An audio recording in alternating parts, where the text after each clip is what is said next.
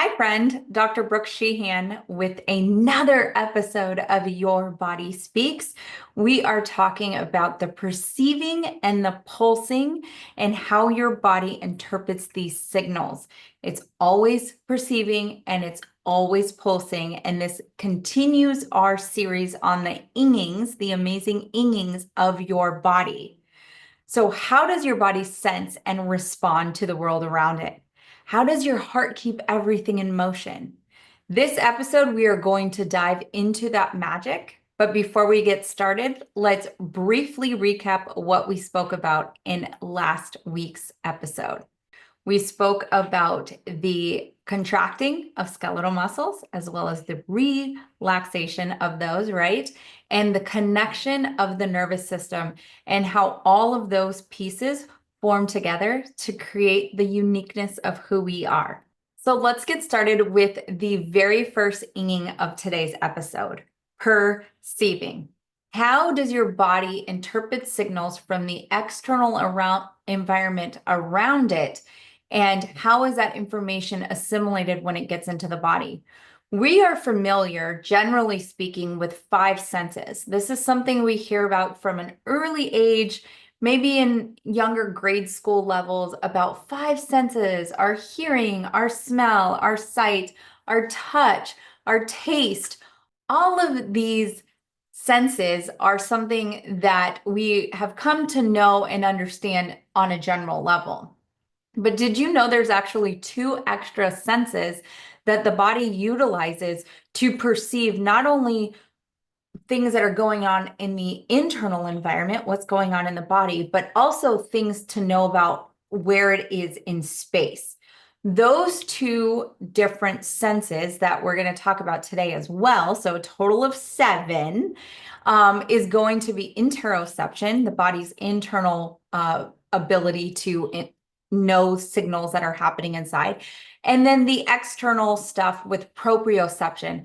How does your brain know that your hand is over here? Or when you're working on balancing, how does it know the rest of your body, where it is in that space? And we're going to talk about spatial awareness and how to increase your spatial awareness and help neurological connections, because all of these ingings that we're talking about are so interconnected. So it's not a stair-step integration on top of each other with all the ingings, but a total integration internally. Everything's coming together. They're all tied together. And we're just breaking them apart piece by piece as we're learning to put this all together so that you can develop more awareness of what's going on in your body. So you develop the insight and the knowingness on what it is communicating with you. I never want to get far away from what this podcast is all about. Your Body Speaks. It's constantly talking to us. And I've shared already 4 different concepts in the last 2 episodes on how it's doing that through the different processes like clearing, cleansing, connecting, and contracting. In today's episode, we're talking perceiving, and then we're going to go into pulsing. So we know what the 5 senses are, and we're going to be talking a little bit more about those other 2 new ones, interoception and proprioception. And we're going to be talking about right now how these senses work together to help us navigate the world around us and maintain homeostasis in our body. Homeostasis simply means just the balance, right? We got the ebb and flow inside of us. So at times our blood sugar may be a little high, and that's okay. And other times things may be lower. What we don't want is constant up and down spikes of things. We want ebb and flow. Ebb and flow. There are going to be times when our temperature is going to increase because maybe we have a fever. There's going to be times when the temperature comes back down to normal. Ebb and flow, ebb and flow. The integration of senses in your body happens through an area of the thalamus in the brain. Thalamus sits right deep into the center. If I was to drill a hole, God forbid, but if I was to drill a hole through my skull on either side, I would hit the thalamus. Thalamus, if we think about it in easy words, we can think about the thalamus like Grand Central Station. So all of the sensory input is coming into the thalamus, and the thalamus then takes that information and it sends it to the other areas of the brain where it needs to go. So it's relaying the information. Things are going into the thalamus. The thalamus then takes that information and relays it to the other parts of the brain. The only thing of all those senses I just mentioned to you, the only one that does not relay through the thalamus, that does not enter Grand Central Station, it is the one train that actually goes to straight to the brain, and that's the sense of smell. The sense of smell does not relay to the thalamus, which is actually kind of cool and actually kind of not cool at the same time. Hear me out. The cool part is the fact that it goes directly to the brain. It's the reason why when you walk into a store or someone walks by you and you smell a certain cologne or perfume or certain scent, it triggers all of those areas in your brain that you start to remember whoever it was. Oh, I remember when my mom used to wear that perfume when we were a little girl.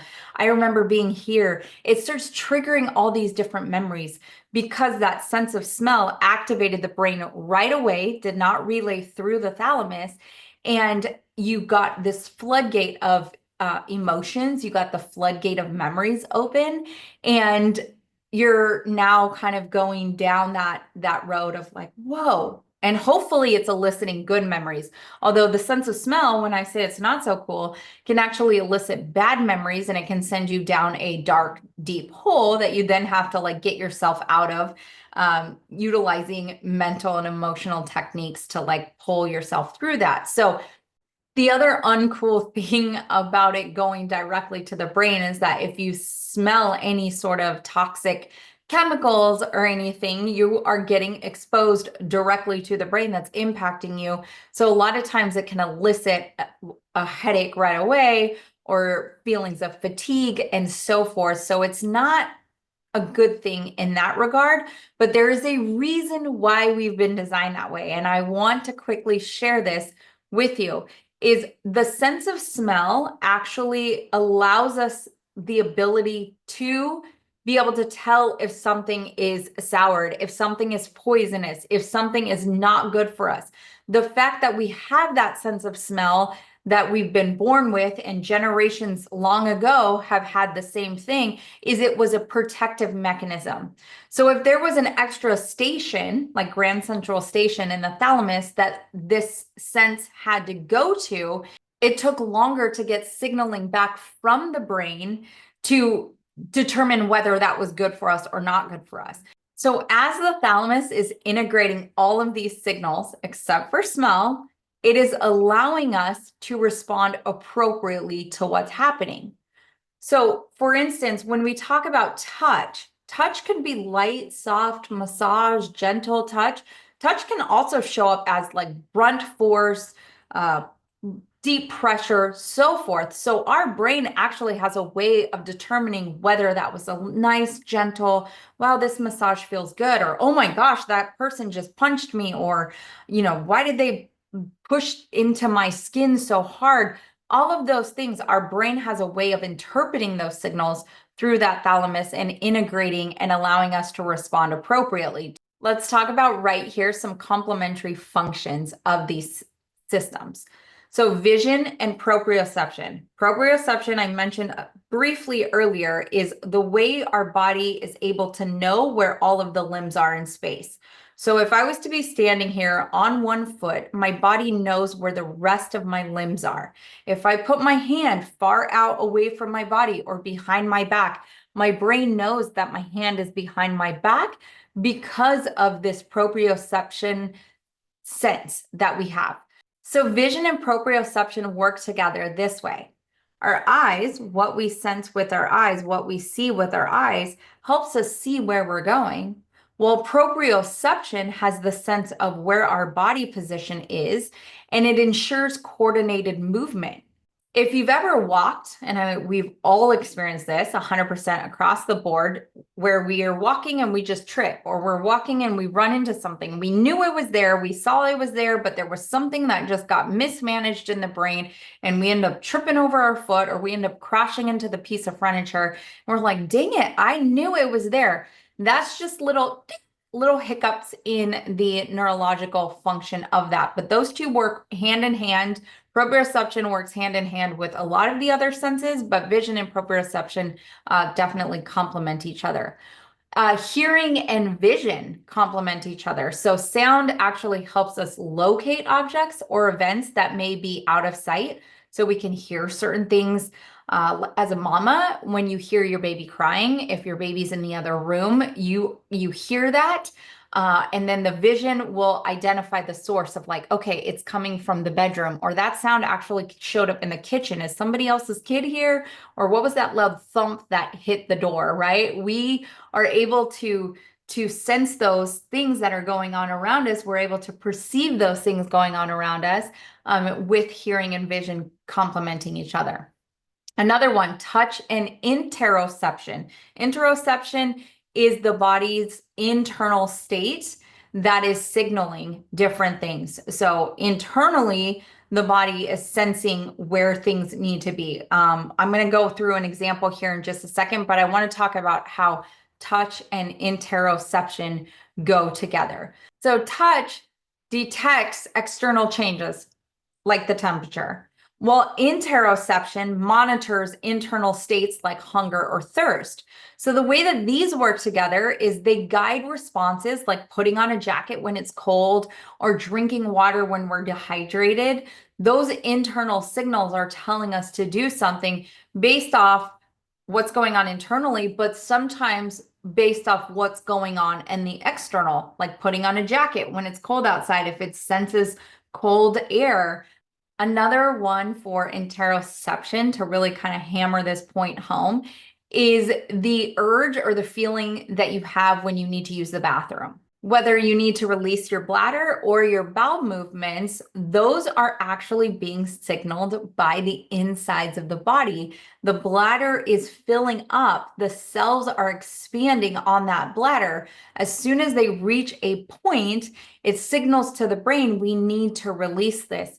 You cannot stop your bladder signals from going off. They're going to go off, and eventually you're going to have to use the bathroom despite all of the time you try to put it off and you're like, no, I'm standing in line for my favorite movie, I don't want to get out of line, and but you eventually have to at some point or another.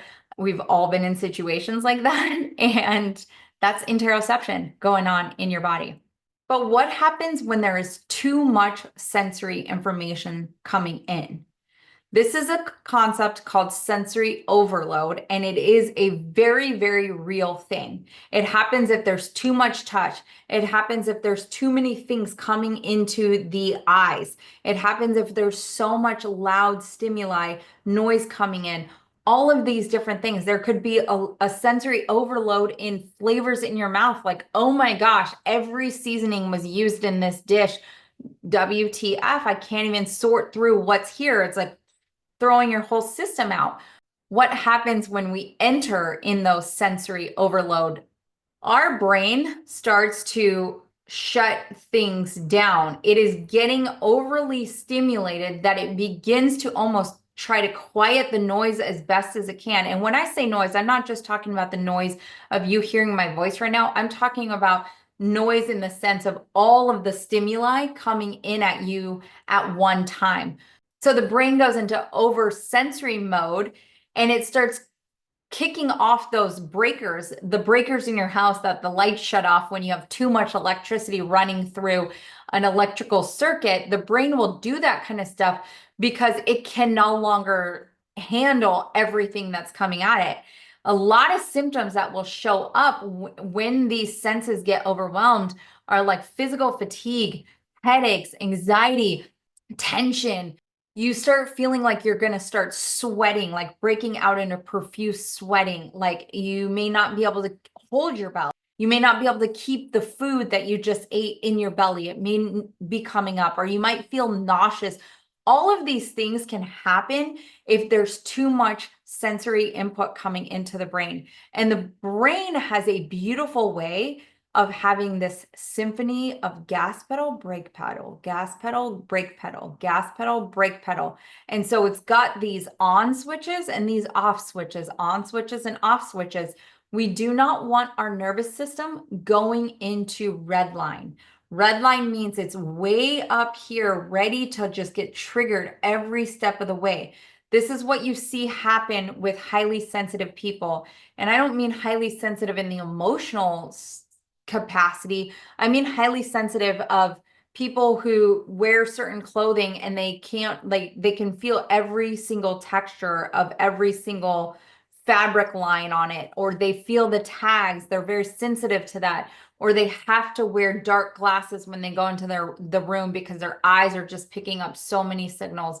Or they're wearing earplugs when they're at concerts. They're wearing earplugs if they're at church during a worship service. They're doing all these things to try to bring that sensory load down because their brain is just getting fired up, and it's having a hard time working through this.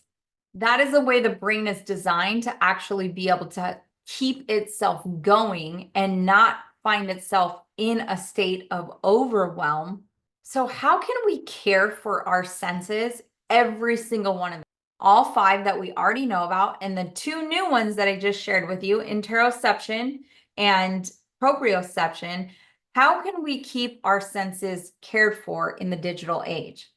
One tip for sight, if you're getting overwhelmed by so much stimulus coming into your eyes, following the 20-20-20 rule is very helpful.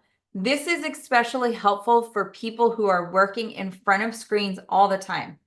Not only is it a good idea to have a set of blue blockers and utilize blue blocker glasses when you are staring at screens, but also incorporating the 20-20-20 rule.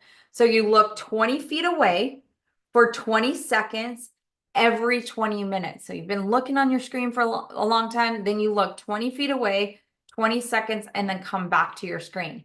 And that will really quiet down a lot of the sensory information coming into the brain.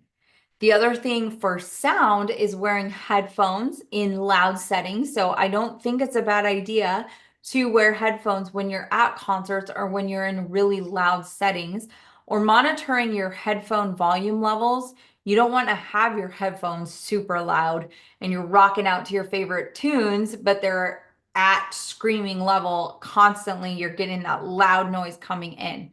Another thing you can do for touch is to use a weighted blanket, a compression vest, or apply firm, gentle pressure to calm your nervous system and help regulate the sensory input. Also, one thing I do want to note here is having an eye mask with the compression vest or the weighted blanket. Even if you can lie down, if you're able to in your day at that moment in time for 5 minutes, it can really help regulate the nervous system. So having the eye mask on with the weighted blanket and then doing your 4-7-8 breathing, about 4 reps of that during that time, it will help you get your nervous system back into balance a lot quicker and help you become more resilient. We're working on creating resiliency. We're working on creating understanding of our body's signals and how to tune into those and listen and understand, like, oh my goodness, I may be having a headache coming on. Maybe I'm getting too much of these signals coming through, too many of these sensory information. Let me see how I can support my body in this moment so that I don't end up in high red line zone and I don't end up having to have the compression weighted blanket on and the dark eyes or the mask over my eyes and doing the 4-7-8 breathing, because these are things we can pretty much stop in its track. Generally speaking, most of the time, the more we become in tune with these senses and the symptoms that may be associated with it. So what I'd like you to do over the course of these next few days is to really reset and refocus by engaging each of these senses deliberately. So the first thing with sight is what I want you to do is begin to notice 5 objects around you. Don't overthink this. Don't put so much thought into it. Just look at the 5 objects around you and make mental note of those. There's a water bottle. There's my computer. There's this, there's that, and there's that. Just 5 things. There could be way more than 5 things around you, but notice the 5 things in your environment around you in that given moment. That's the sense of sight coming in. Touch. I want you to feel the texture of an object or your own personal clothing. So if you're wearing something, touch it, feel it, really sense into wow, that feels rough, or that's really soft. Sound. I want you to identify 3 distinct sounds in your environment. With this one, it may require you to actually quiet yourself down. Sometimes in our environment, there's all kinds of birds chirping and we have no idea. Other times there's a lot of loud noise in our environment and our brain has kind of like quieted the stimuli of that loud noise because it can't handle so much stuff coming in. So I want you to elevate that a little bit as you're thinking about the sounds around you. Elevate your hearing. Go, wow, I actually am hearing this sound and this sound and this sound. You'll hear very distinct sounds around you that you may not even have been aware of. With a sense of smell, I want you to take a moment to inhale and recognize nearby scents. I mentioned earlier how cool and how uncool the fact that the sense of smell goes directly to the brain can be. And so a lot of times when we get triggered by scents, we can go down a really good emotional road or we can go down a really dark road. In your environment, make it a clean environment. Make it an environment where there is not toxins floating around. Maybe go outside, maybe go to a nearby park and see what you can smell. You'll be so surprised at what scents actually come through. With taste, I want you to mindfully sip a drink or mindfully eat your food. Really chew it, really savor the flavors. See if you can pinpoint exactly what is in there, whether a little bit of cumin, or I can taste the salt, I can taste the pepper. Wow, like, did somebody put coriander in there? What's going on in here? Really taste those flavors, but also feel the texture in your mouth. Feel the texture of all of that. This is enhancing your senses, enhancing your body awareness. As we develop the intuitiveness of being able to interpret what our body is saying, this is one way we do it, by really starting to tune into these senses inside our body.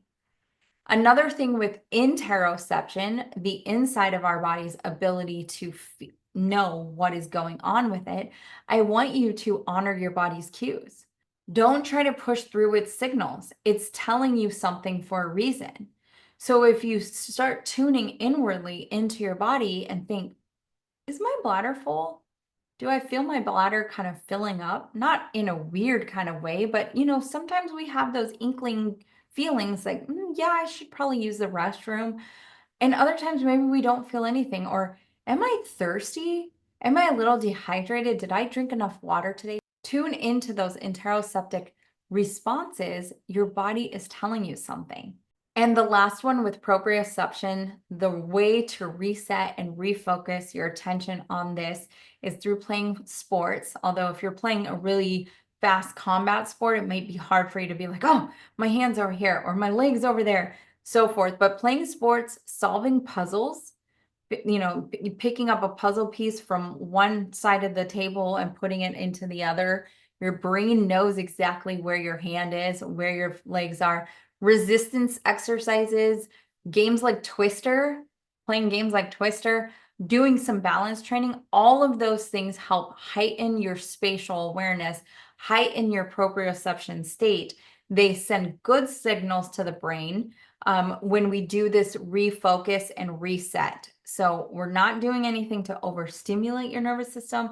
We want that nervous system really balanced, but we want to engage with our senses. We want to engage with the beautiful perception ability that God has given us so that we can be better in tune with what our body is saying to us. Because one day you're going to wake up and you're going to get a clear signal from your body about something that it wants or that it's asking for. And you'll know exactly what to do because you've been developing this awareness with it. Moving into our next P for today's episode is pulsing. And this is all about our circulatory system, the way blood moves through our body. We're going to talk briefly about the lymphatics. I know we talked about that 2 episodes back, and how the lymphatics is moving things through the body.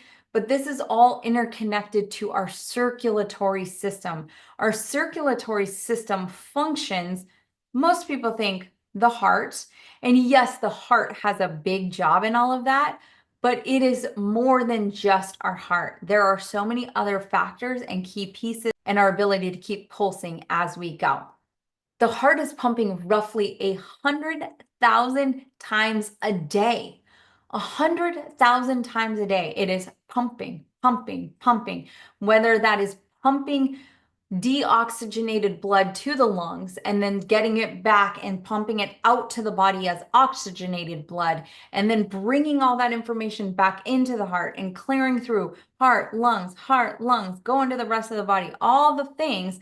The heart serves as your central pump to push oxygen-rich blood from your lungs and the nutrient-rich blood from the digestive system to every cell of the body. So I'm going to break down each part. The oxygen-rich blood from the heart is essential for cellular respiration. Cellular respiration simply means the cell's ability to create energy. We need energy for our bodies to function. We need energy for our bodies to thrive, to go, to move, to do its thing, for all of the processes to go. All of our connecting, all of our clearing, all of our contracting, all of our cleansing, all of these things require our energy levels to be up. So that oxygen-rich blood is allowing those cells to do that mechanism of making energy. The other thing is, I mentioned the nutrient blood. So the heart serves as a central pump to take that nutrient-rich blood and move it through the system so that we can use it for energy, but more importantly, we can use it for growth and repair. So let's look at it this way. The nutrients from the foods we eat, so we eat carbohydrates, we eat fats, we eat protein, and then we have all of our micronutrients, all of the small, littler pieces. But those macronutrients get broken down into smaller components. So all of those smaller components get pulled from the digestive tract and moved into the blood system, and then moved into different tissues to be able to cause that growth and repair.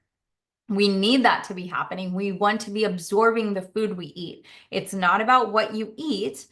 There's a saying that goes, you are what you eat, but you aren't what you eat. You are actually what you absorb. So if you're not absorbing what you're eating, and I'm going to get deep into the digestive system here in a few episodes, but we want that nutrient-rich blood to be moved through the circulatory system to get into the cells that it needs to get into to move to that area. This is the way the lymphatic system works. This is the way the immune system works, how it moves things through the blood system to get to different areas of the body. Think of your circulatory system as the freeways and the road systems, the highways of the body. This is what they're doing. Part of this circulation system is the ability to remove waste products in the form of carbon dioxide, urea, and other debris. So carbon dioxide is carried to the lungs and then exchanged for oxygen and exhaled out of the body. If you've taken any basic junior high, middle school course of science, you'll know that we humans exhale carbon dioxide, whereas plants, green living trees, all those vegetation, they actually breathe in carbon dioxide and release oxygen. So it's this beautiful symbiotic relationship between plants and humans. We exhale carbon dioxide, which is what they need. It's a waste product for us. It's not a good product for us. They release oxygen, which is a waste product of theirs. So cool. I love how beautifully designed it was. The other thing is there's metabolic waste. There's metabolic waste from the food that we eat. One of the specific metabolic waste products that I do want to mention here is urea. Urea is a metabolic waste product that comes from the breakdown of protein. So when you eat protein, protein is the only macronutrient that has a nitrogen atom attached to it. Not getting in the biochem weeds, come with me for 1 second. It has a nitrogen molecule added to a protein. The body then rips that nitrogen off and then is able to break down that protein into all of the essential amino acids that we need to keep our bodies functioning, the building blocks that we need. That urea, the nitrogen that was removed off, that urea gets then filtered through the kidneys and the kidneys release it in the urine. We need this waste and debris removed from the body. This is all moved through these highways, these freeway systems, these road systems of the body. And last but not least, I just want to give it one small mention here, is the lymphatic system, part of this highway roadway system in the body that does remove cellular debris and excess fluid and removes it from the body so that there's no buildup. We don't want a buildup of waste in the tissues. So how does a good circulatory system that is moving good oxygenated blood through the system and then bringing deoxygenated blood back up to the system, if we have proper flow, if we have all these things and then all the waste products being removed, the urea, the excess cellular waste, the carbon dioxide, all of these things, all the waste coming out, when we have this, there's overall vitality, there's cognitive function is great. Physical performance is improved. You're able to work out longer and do better workouts. You're able to have peak performance. You're able to think clearly. You're able to digest food better when this system is cleared. So none of these things operate in isolation of each other. They're all, again, interconnected. We need them all working well. Part of our circulatory system needs a molecule called nitric oxide. And nitric oxide is defined as a molecule that helps blood vessels relax, which improves blood flow. So we have vasoconstriction, the vessels tightening, which is pumping more blood through. When you have that constricting, it's pumping it through quicker. When we have vasodilation, it's expanding in size, allowing more blood to get through, but it's not moving as quickly. If we think about a kinked hose, if you kink that hose, God forbid, we do not want any of your blood vessels kinked, but come with me for one more journey. If that hose is kinked and we release the kink, it's going to spray water everywhere with quick, fast, lot of pressure. That is what happens when your blood vessels are constricted. When they're dilated, the blood flow is just moving more consistently, like if you just had the hose turned on and no kink in it, it's just water's flowing. We need vasoconstriction and dilation in healthy amounts. Everything, just like we have with the nervous system, gas pedal, brake pedal, gas pedal, brake pedal. We need constriction and we need dilation. Nitric oxide helps the blood vessels relax. This improves blood flow. Most of us are living in a state of elevated vasoconstriction, tightening of those blood vessels because we're in a high state of stress. And so we're sending blood to our arms and to our legs so we can run from a predator that's after us, when in reality, we probably should be more in our vasodilation or relaxation state, and nitric oxide helps with that. Nitric oxide actually, from an embryological standpoint, it has been shown in studies to show that even before the nervous system is formed, we know now that nitric oxide is kind of orchestrating a lot of what's going on in the circulatory system as the heart starts pumping before the brain is even developed. Like, how freaking cool is the human body? How amazing is it that we have all of these chemical messengers inside the body? Nitric oxide is a chemical messenger. It is communicating and telling where things need to go. So some of the ways to naturally boost nitric oxide is to eat nitrate-rich foods. Nitrate-rich foods are beets, beet juices, leafy greens like spinach, arugula, kale, Swiss chard. Celery also supports hydration. So celery can help with nitric oxide production because it helps with hydration. Radishes and carrots.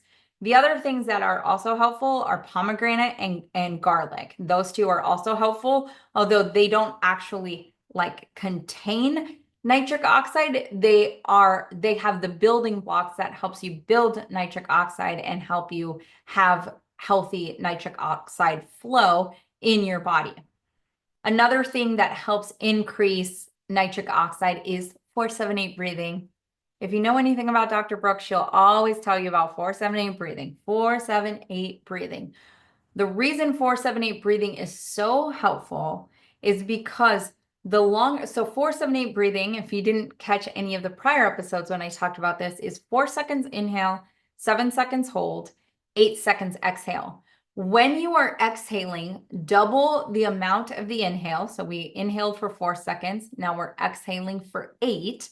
When you're doing that, you're actually kicking your body more into that parasympathetic state, that rest and digest state. So you're not only increasing your nitric oxide, but you are helping your blood vessels dilate. You're getting more blood into the tissues. You're helping these freeways, these roadways of your body move, so we're not in a traffic jam or dealing with road construction and traffic is being diverted off into minor streets and things are not functioning the way that they should, and you can't understand why you have brain fog. Well, that's could be a big reason. One thing to avoid if you're looking to keep your nitric oxide levels up and more of that relaxation state of your blood vessels is to avoid toxic mouthwashes.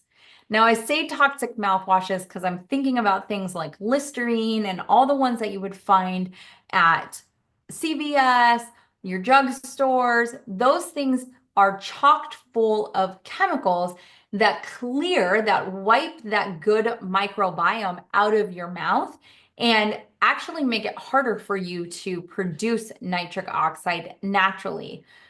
Better alternatives would be to find a very healthy mouth probiotic mouthwash. You can simply look those up online. Healthy mouthwash that does not clear the microbiome of the mouth. And those would be better to use if you are a mouthwash user. Wrapping it all up, simple habits for better circulation. I want to share some actionable steps you can take. We've learned about how the circulatory system works, how the flow happens, and the benefits of nitric oxide and what it does. So how can we improve our circulatory system while incorporating all of the foods that I listed that help with nitric oxide? One of the ways is to elevate your legs to improve the deoxygenated blood return to the heart.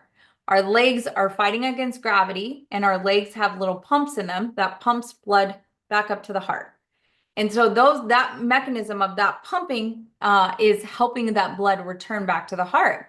But if we've been on our feet all day or we went for a really long walk, elevating your feet can help with that venous return, that deoxygenated blood return back up to the heart.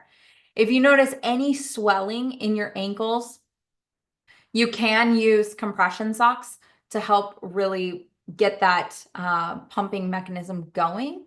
However, as a caveat, I do want to say if you've had chronic swelling in your legs, this can be indicative of a circulatory issue or lymphatic drainage problem, and definitely something you want to think about getting checked out, not to really look at on your own accord, because there might be something you can do more quickly to help get that cleared up, cleaned up, and not experiencing those issues. If it's happening very rarely and it is something you do notice after a walk or you're pregnant, it tends to happen when you're pregnant. That's when elevating your legs and doing compression socks can be extra helpful. But I would say to do those kind of things, even if you're not noticing the swelling, is definitely elevating your legs. The other thing is to incorporate regular movement. So if you are somebody who's sitting at a desk all day long and you're not getting up and being mobile and moving around and you're sitting for long periods, incorporating movement, walking, all of that, that's going to get good blood flow, good circulatory flow through your system. And cold water exposure. One of the things I want to say here is there is such a huge health craze for cold plunging, and there's a lot of great benefits for it. And I can, pull up study after study, PDF picture after PDF picture to say, yeah, look at all the benefits of cold plunging.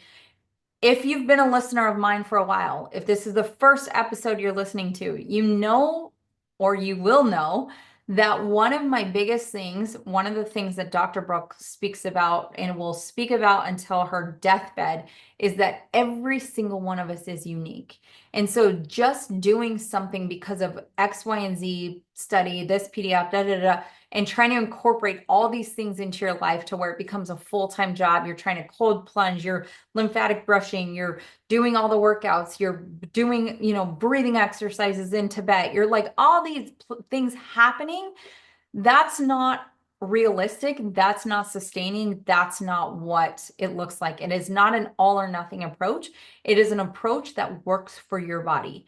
And as you develop the tools, and as I work through the framework to help you develop the tools to understand this better, you will gain a better awareness, self-awareness of what's truly going on with you so that you can filter through all the noise in the industry.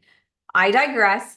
Coming back on track, when I say try cold water exposure, it would be almost beneficial. One thing that you can do easily is if you're taking your hot shower in the morning, you do not have to do this every single day of the week, but turning the faucet onto cold for about 20 to 30 seconds. Now you can start out really small and then gradually go up, every other shower and so forth, because it definitely can very much shock your system, even 20 seconds. Oh my gosh, because you just went from hot. But that can be very helpful to stimulate blood flow, because when your body is heated up, your blood vessels are going to do something different than when they're more cold. So if they're cold, they're going to be doing something different. So they're vasoconstricting and vasodilating at different temperatures. Awesome. Thank you so much for taking this journey with me. I am so glad you made it this far. I'm so glad you're continuing to listen to these episodes and sharing all of the beautiful things that you're learning with me. It just, honestly, I have to say, it just warms my heart to hear that kind of feedback. And we're going to be talking about the pumping mechanism. Yes, we talked about the heart as a big pumper, but really what we're talking about is the pulsing mechanism of the circulatory system. So in next episode, we're going to be talking about the pumping, like really getting into that pumping mechanism, but not just with the heart. There are more organs in your body that do pumping than just the heart, and we're going to dive deep into that. We're also going to be talking about the purging, how your body purges. What does that look like in terms of elimination and getting rid of gunk and things that you don't need so that you can thrive and fly and do all that you need to do this year and beyond. So that being said, please do like, subscribe, share this, write a review. Really do any and all those fun things. It helps spread the word and gets this message far and wide. And we really want more people to understand that they too have that same intelligence within them, that their body will talk to them and their body will tell them what needs to be done, because your body speaks and their body speaks. Talk to you later. Have a really blessed day.